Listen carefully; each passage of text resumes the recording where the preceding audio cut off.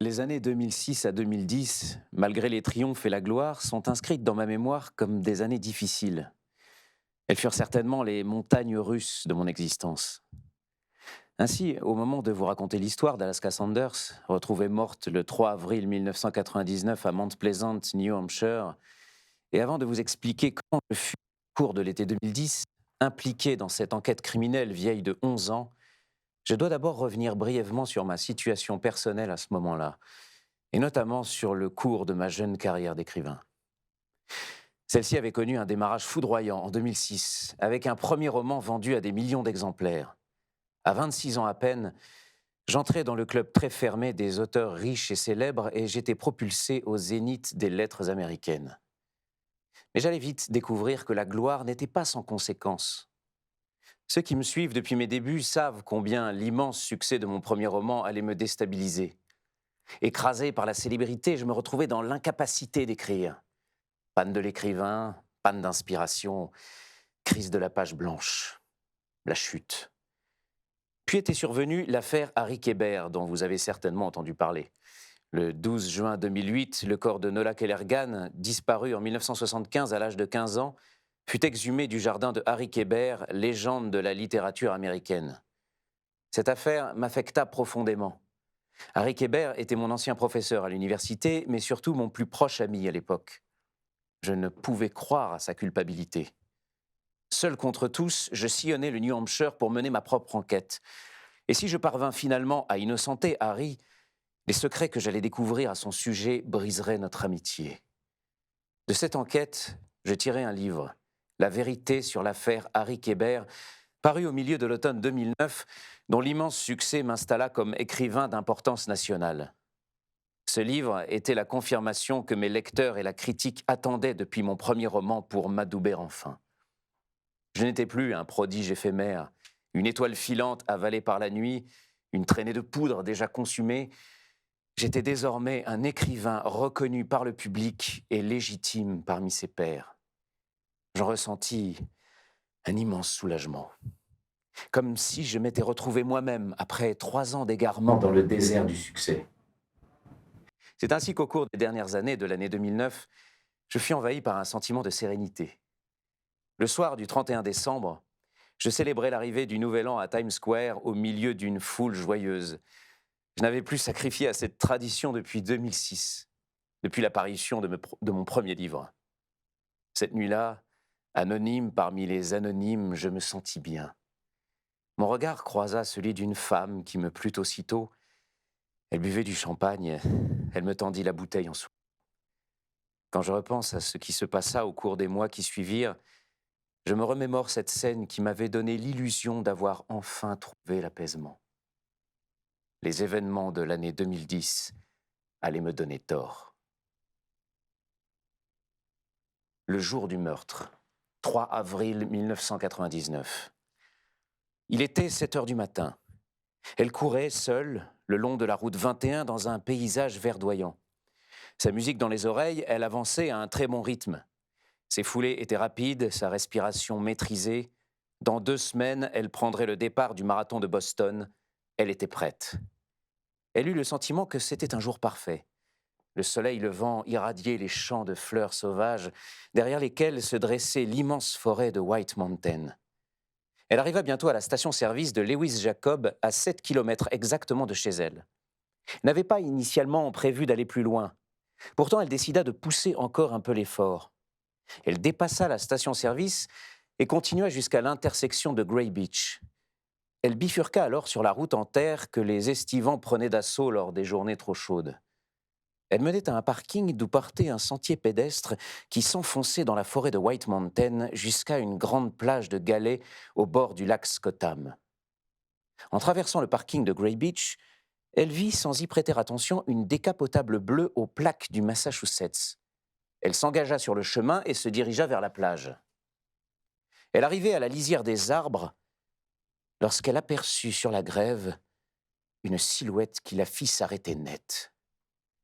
Il lui fallut quelques secondes pour se rendre compte de ce qui était en train de se passer.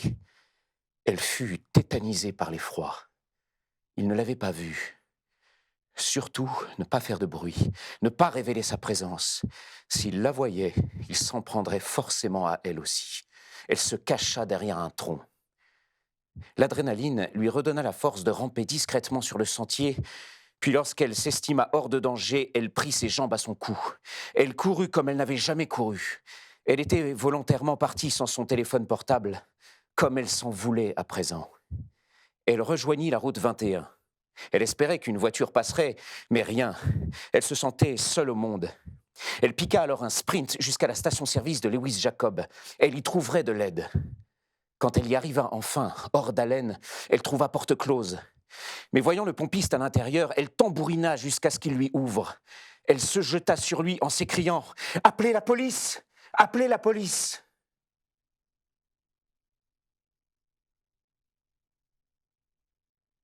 Chapitre 1. Après l'affaire Harry Kébert. Montréal, Québec, 5 avril 2010.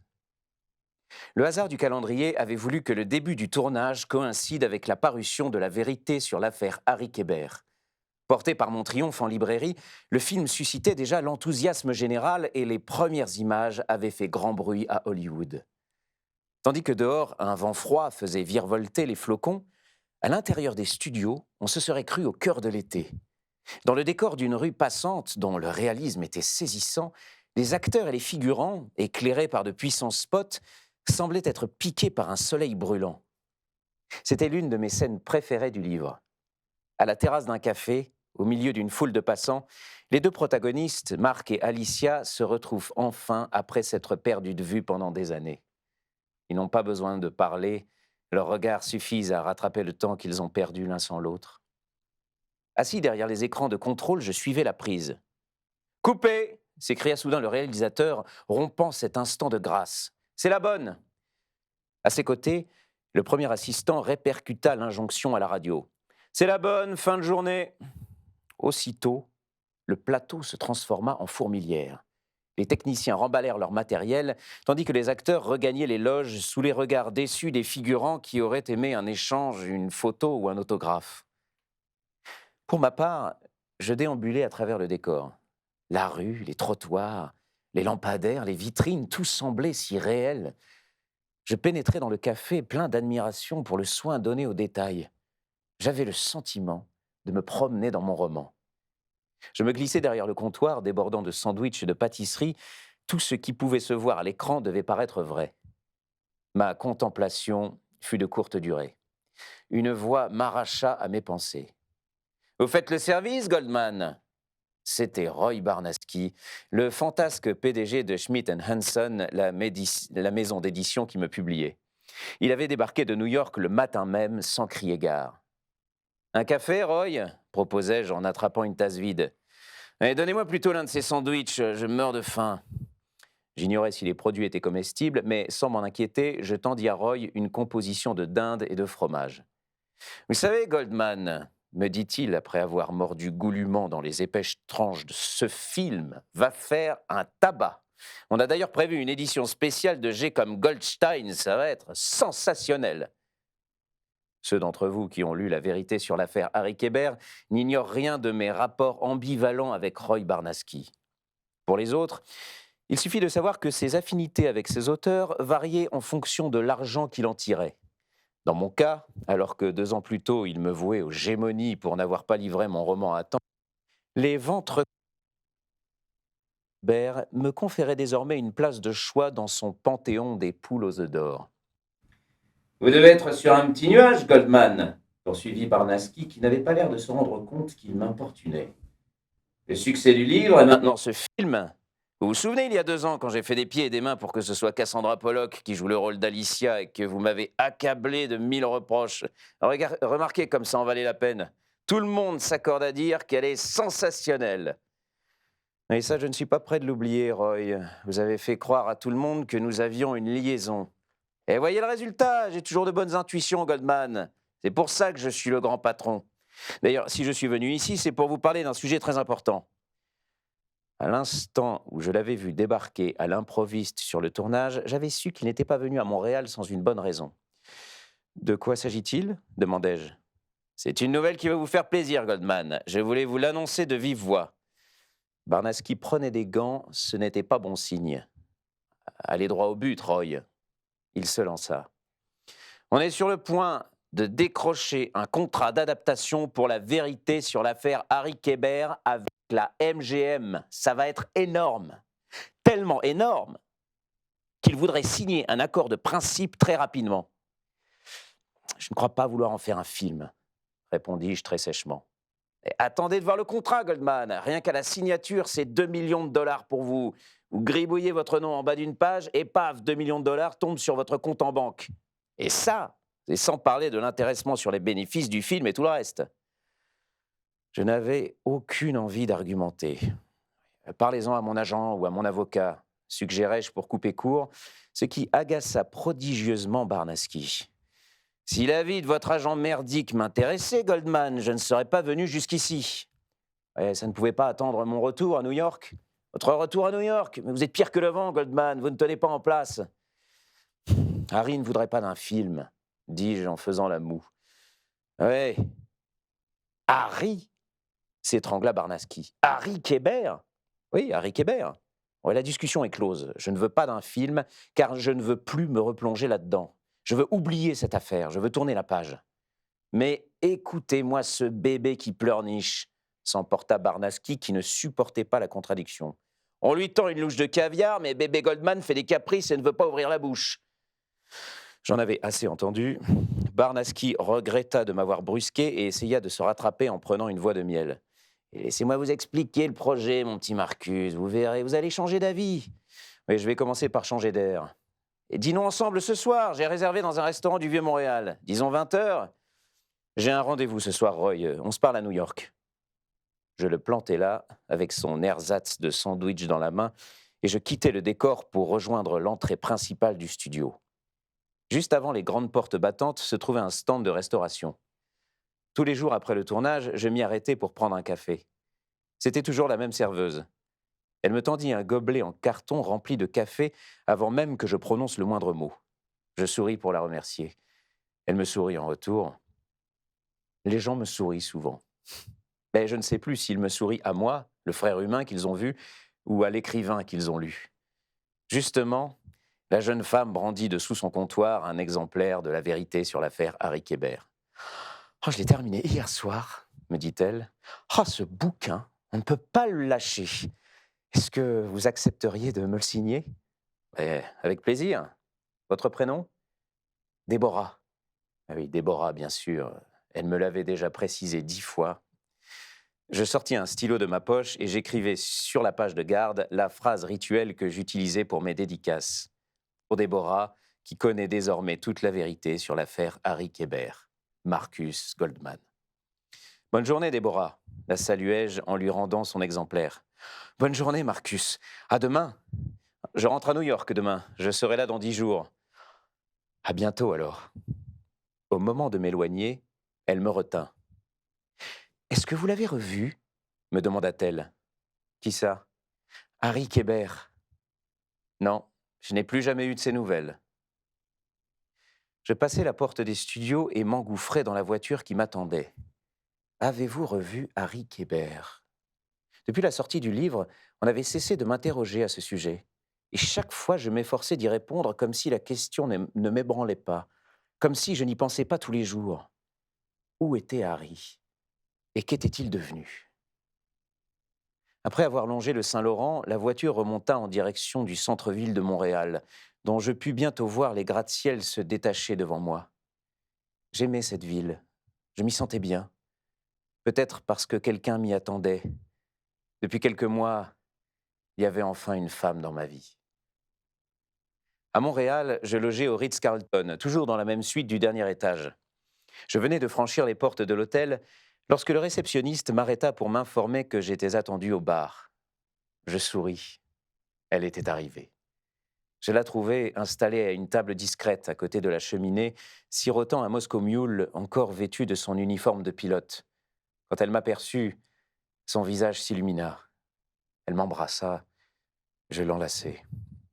Plus je la voyais, plus elle me plaisait. Regan était âgée de 30 ans, comme moi. Elle était pilote de ligne pour Air Canada. Nous nous fréquentions depuis plus de 3 mois. À ses côtés, ma vie me semblait plus pleine, plus accomplie. C'était un sentiment d'autant plus fort que j'avais eu toutes les peines du monde à rencontrer quelqu'un qui me plut vraiment. Ma dernière relation sérieuse datait de 5 ans. Une fille prénommée Emma Matthews, et n'avait duré que quelques mois. Ainsi, en achevant d'écrire la vérité sur l'affaire Harry Kéber, je m'étais promis de me consacrer à ma vie amoureuse. J'avais donc multiplié les aventures, mais sans grand succès. Peut-être m'étais-je mis trop de pression. Chacune de mes rencontres avait vite pris des allures d'entretien d'embauche. Observant celle qui me parlait depuis quelques minutes à peine, je me demandais si elle ferait une bonne partenaire et une bonne mère pour mes enfants. Et l'instant suivant, ma mère, jaillissant de mon esprit, débarquait telle une intruse. Elle attrapait une chaise vide, s'asseyait à côté de la malheureuse et se mettait à lui trouver une foule de défauts. Et ma mère, ou plutôt son spectre, devenait l'arbitre du rendez-vous. Elle me glissait, reprenant à son compte une expression éculée qu'elle affectionnait particulièrement. « Marquis, est-ce que tu penses que c'est la bonne ?» Comme s'il fallait nous engager pour la vie, alors qu'au fond, nous ne savions même pas si nous survivrions jusqu'au soir. Et comme ma mère me prêtait un grand destin, elle ajoutait « Dis donc, Marquis, tu t'imagines à la Maison-Blanche, à la cérémonie de remise de la médaille de la liberté avec cette fille à ton bras ?» Cette dernière phrase était en général prononcée avec dédain, comme pour me faire renoncer. Et je renonçais. C'est ainsi que ma pauvre mère, à son insu, ne fit que prolonger mon célibat, jusqu'à ce que, grâce à elle également, je rencontre Reagan. 3 mois plus tôt, 31 décembre 2009. Comme toutes les veilles de Nouvel An, j'étais allé à Montclair, dans le New Jersey, pour rendre visite à mes parents.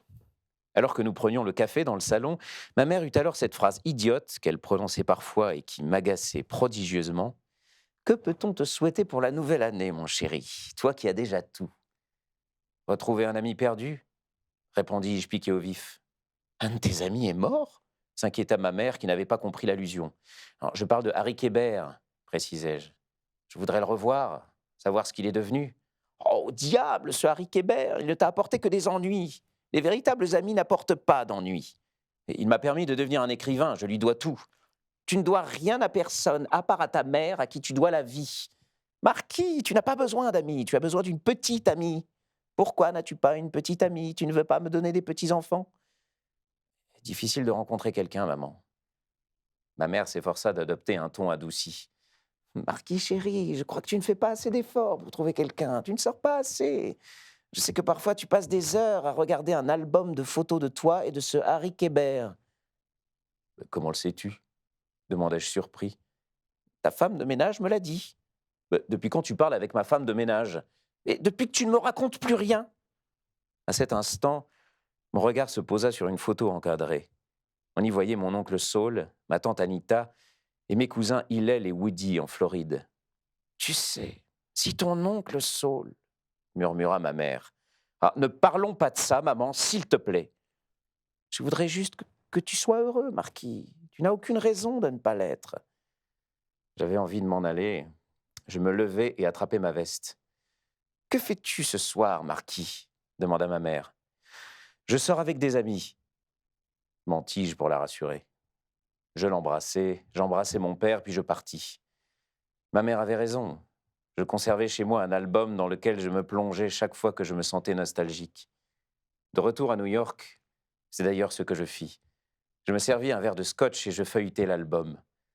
La dernière fois que j'avais vu Harry, c'était exactement 1 année plus tôt, un soir de décembre 2008, lorsqu'il avait débarqué chez moi pour un dernier face-à-face.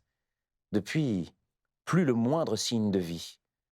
En voulant l'innocenter du meurtre dont on l'accusait et laver son honneur, je l'avais perdu. Il me manquait terriblement. J'avais évidemment essayé de retrouver sa trace en vain. J'étais régulièrement retourné à Aurora, dans le New Hampshire, où il avait vécu les 30 dernières années. J'avais arpenté pendant des heures cette petite ville, des heures à errer devant sa maison de Goose Cove, en tout temps, à toute heure, le retrouver, pouvoir tout réparer. Mais Harry ne réapparaissait jamais. Alors que j'étais plongé dans mon album, ressassant les souvenirs de ce que lui et moi avions été, mon téléphone fixe se mit à sonner. Pendant un instant, je crus que c'était lui. Je me précipitai pour répondre. C'était ma mère. Pourquoi est-ce que tu réponds, Marquis me réprimanda-t-elle. Et parce que tu me téléphones, maman. Marquis, c'est le soir du Nouvel An, tu m'as dit que tu étais chez des amis. Ne me dis pas que tu es seul chez toi à regarder encore ces satanées photos. Je vais demander à ta femme de ménage de les brûler.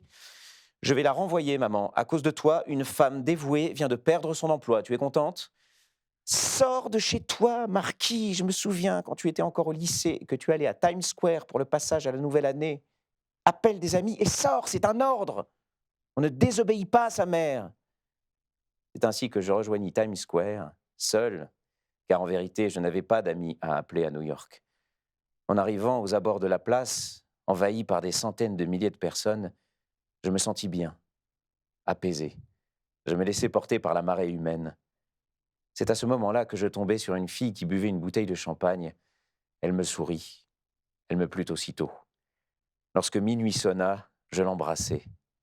C'est ainsi que Reagan entra dans ma vie. Après notre rencontre, Reagan m'avait rendu visite à New York à plusieurs reprises, et nous nous retrouvions à Montréal lorsque je venais sur le tournage. Au fond, après 3 mois de relation, nous nous connaissions encore à peine. Nous programmions nos retrouvailles entre 2 vols ou 2 journées de tournage. Mais en ce soir d'avril, au bar du Ritz de Montréal, je ressentis pour elle quelque chose de fort.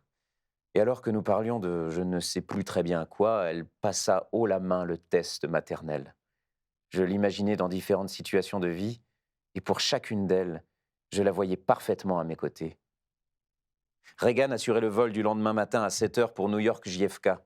Lorsque je lui proposai de sortir dîner, elle suggéra de rester plutôt à l'hôtel. Le restaurant de l'hôtel est très bien, dis-je. Ta chambre est encore mieux, sourit-elle. Nous nous enfermâmes dans ma suite pour la soirée. Nous nous prélassâmes longuement dans l'immense baignoire, admirant par la baie vitrée et à l'abri de notre bain moussant et brûlant la neige qui continuait de tomber sur Montréal. Puis nous commandâmes du service en chambre. Tout semblait facile. Il régnait une osmose entre nous. Mon seul regret était de ne pouvoir passer davantage de temps avec Reagan.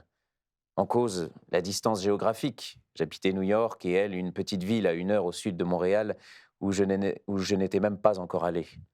Mais surtout, ces horaires contraignants de pilote qui l'accaparaient. Nos retrouvailles ce soir-là n'échappèrent d'ailleurs pas à la règle et une fois encore, la nuit fut courte. À 5 heures du matin, alors que l'hôtel dormait encore, Reagan et moi terminions de nous préparer. Par la porte de la salle de bain, je la contemplais. Vêtue de son pantalon d'uniforme, mais ne portant qu'un soutien-gorge, elle était en train de se maquiller tout en buvant une tasse de café. Nous partions tous les deux pour New York, mais séparément. Elle par les airs, moi par la route, car j'étais venu jusqu'à Montréal en voiture. Je la conduisis jusqu'à l'aéroport Trudeau. Au moment où je m'arrêtais devant le terminal, Reagan me demanda « Pourquoi n'être pas venu en avion, Marcus ?» J'eus un instant d'hésitation. Je ne pouvais décemment pas lui avouer ce qui justifiait mon choix. « J'aime la route entre New York et Montréal, » mentis-je. Elle ne se contenta qu'à moitié de cette explication. « Rassure-moi, tu n'as pas peur de l'avion ?»« Ah, bien sûr que non. » Elle m'embrassa et me gratifia d'un « je t'aime bien quand même ». Je m'enquis. « Quand est-ce que je te revois ?»« Quand est-ce que tu reviens à Montréal ?»« Le 12 avril. » Elle consulta son agenda. « Je serai à Chicago pour la nuit et j'enchaîne avec une semaine de rotation sur Toronto. » Elle remarqua ma mine déçue. « Ensuite, j'ai une semaine de congé. Je te promets qu'on aura du temps ensemble à ce moment-là. On va s'enfermer dans ta chambre d'hôtel et on n'en bougera pas. » « Et si on partait quelques jours ?» suggérai-je. « Ni New York, ni Montréal, juste toi et moi quelque part. » Elle hocha la tête avec conviction, m'offrant son plus beau sourire. « Ça me plairait beaucoup, » murmura-t-elle comme si c'était une confidence à moitié avouable. Elle m'embrassa longuement, puis elle quitta l'habitacle, me laissant nourrir plein d'espoir sur ce que nous pourrions devenir ensemble. Tandis que je la regardais disparaître dans le bâtiment de l'aéroport, je décidai de prendre les devants et d'organiser une escapade romantique dans un hôtel des Bahamas qu'on m'avait vanté, Harbor Island. Je pianotai aussitôt sur mon téléphone portable et consultai le site internet de l'hôtel. L'endroit, niché sur une île privée, semblait paradisiaque. Voilà où nous allions passer sa semaine de congé, sur une plage de sable fin au bord d'une mer turquoise. Je fis immédiatement la réservation, puis je me mis en route pour New York. Je traversais les cantons de l'Est jusqu'à Magog, où je m'arrêtais pour acheter un café. Avant de descendre vers la petite ville de Stansted, limitrophe des États-Unis, dont vous avez peut-être entendu parler parce qu'on y trouve la seule bibliothèque au monde à être à cheval entre deux pays. Au moment de passer la frontière, le douanier américain qui contrôla mon passeport me demanda machinalement d'où je venais et où je me rendais. Comme je répondais que j'allais de Montréal à Manhattan, il m'indiqua « Ah, c'est pas la route la plus directe pour rejoindre New York ». Croyant que je m'étais égaré, il me donna les instructions pour rejoindre l'autoroute 87. Je l'écoutai poliment, sans avoir la moindre intention de suivre ses indications. Je savais parfaitement où j'allais. J'allais à Aurora, dans le New Hampshire, là où mon ami Harry Kéber avait passé la majeure partie de sa vie avant de disparaître sans laisser d'adresse.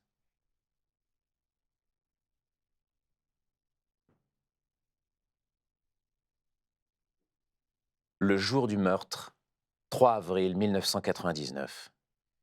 Une Chevrolet Impala banalisée, gyrophare et sirène enclenchée, roulait à toute allure sur la route 21 qui relie la petite ville de Mount Pleasant au reste du New Hampshire. Le trait de bitume filait à travers un paysage de champs de fleurs sauvages et d'étangs couverts de nénuphars, au-delà desquels s'étendaient l'immense forêt de White Mountain. C'est le sergent Perry Gallowwood qui conduisait.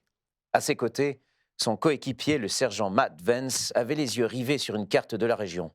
« Ça va bientôt être sur ta droite », indiqua Vance alors qu'il venait de dépasser une station-service. « Tu devrais voir un petit chemin qui bifurque dans la forêt. » La police locale aura posté quelqu'un pour nous orienter. Les deux policiers étaient loin d'imaginer le comité d'accueil qui les attendait. Après un dernier virage, ils découvrirent soudain un embouteillage. Perry le contourna en roulant au pas sur la voie opposée, non pas tant en raison de la circulation en sens inverse, mais parce que des dizaines de badauds erraient sur le bord de la route. « Et qu'est-ce que c'est que ce bordel ?» pesta Perry. « La foire habituelle, chaque fois qu'un drame survient dans une petite ville, tout le monde veut être aux premières loges. » Ils atteignirent finalement un barrage de police au niveau de la bifurcation vers le parking de Grey Beach. Perry, par sa vitre ouverte, brandit son badge à l'attention des plantons. « Brigade criminelle de la police d'État. »« Suivez le chemin en terre tout droit », lui indiqua l'un des policiers en soulevant une bande de police qui bloquait l'accès. Quelques centaines de mètres plus loin, la Chevrolet Impala arriva à la lisière de la forêt, marquée par un grand replat herbeux. Un agent de la police locale y faisait les 100 pas. « Brigade criminelle de la police d'État », annonça à nouveau Gallowwood par sa fenêtre ouverte. L'agent avait l'air complètement dépassé par les événements. « Garez-vous ici », suggéra-t-il. « Je crois que c'est la pagaille là-bas. » Les deux inspecteurs descendirent de voiture pour terminer à pied. « Pourquoi est-ce toujours pendant nos week-ends de permanence qu'il se passe quelque chose ?» interrogea Vance d'un ton fataliste, tandis qu'il marchait sur la piste en terre. « Tu te souviens de l'affaire Greg Bonnet ? C'était aussi un samedi. » « Avant de devenir ton coéquipier, mes week-ends étaient d'une tranquillité absolue, » plaisanta Gallowwood. « Je crois que tu portes la poisse, mon vieux. Hélène ne va pas être très contente. Je lui ai promis de l'aider à défaire les cartons ce soir. Et si on a un meurtre sur les bras… Pour l'instant, on n'est même pas sûr que ce soit un meurtre. Ce ne serait pas la première fois qu'on nous envoie sur un simple accident de randonnée. » Ils atteignirent bientôt le parking de Grey Beach, qui était encombré par divers véhicules d'urgence. L'agitation était à son comble. Ils furent accueillis par Francis Mitchell, le chef de la police de Mount Pleasant, qui les prévint d'emblée.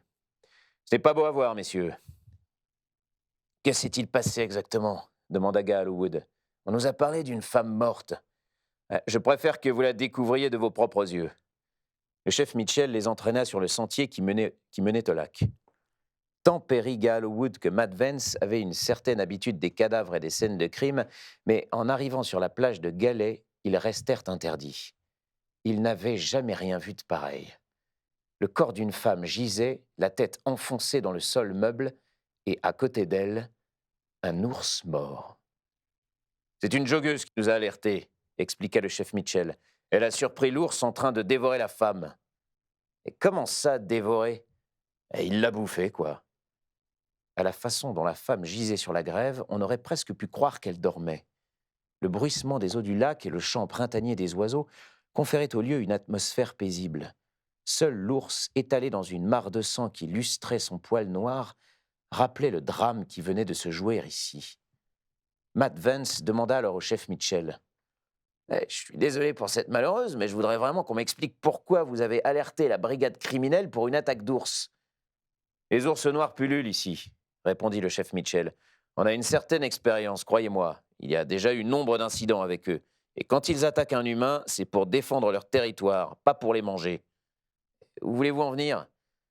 Si cet ours a Si cet ours a consommé la chair de cette femme, c'est qu'il est venu en charognard. Elle était déjà morte lorsqu'il l'a trouvée. Gale, Wood et Vance s'approchèrent avec précaution du cadavre de la femme. À cette distance, elle n'avait plus rien d'une dormeuse tranquille. Ses vêtements en lambeaux laissaient apparaître de profondes marques de morsure. Ses cheveux étaient poisseux de sang coagulé. « Qu'est-ce que t'en penses, Perry » demanda Vance. Gale Wood observa la victime.